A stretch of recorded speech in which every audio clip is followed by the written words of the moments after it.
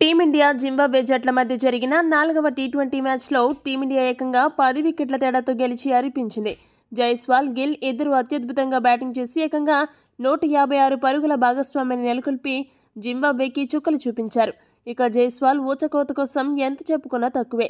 53 బంతుల్లో 2 సిక్సర్లు, 13 ఫోర్ల సాయంతో 93 పరుగులు చేసి అజేయంగా నిలిచాడు. త్రుటిలో సెంచరీ మార్క్ని చేజార్చుకున్నాడు. జైస్వాల్ ఇంతలా హిట్టింగ్ చేయడంతో అతడికే player of the match award దక్కింది. అయితే గిల్ స్వార్థం కారణంగానే జైస్వాల్కి సెంచరీ మిస్ అయింది.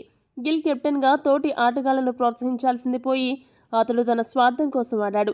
అర్ధ సెంచరీ పూర్తయ్యాక సింగిల్ తీసి జైస్వాల్కి స్ట్రైక్ ఇవ్వకుండా 6 కొట్టి జైస్వాల్ సెంచరీ ఆశలపై నీళ్లు జల్లాడంటూ గిల్ని సోషల్ మీడియాలో విపరీతంగా ట్రోల్ చేస్తున్నారు.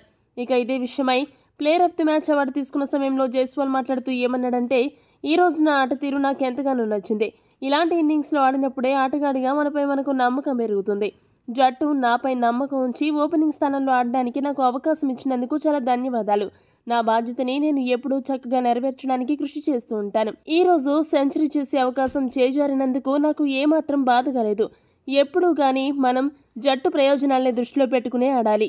ఏ ఒక్కరి ఆట కోసమూ ఆడకూడదు. సెంచరీ కంటే జట్టు గెలిపే ముఖ్యం. ఇక గిల్తో కలిసి ఓపెనింగ్ చేయడాన్ని నేను ఎంతగానో ఆస్వాదిస్తున్నాను.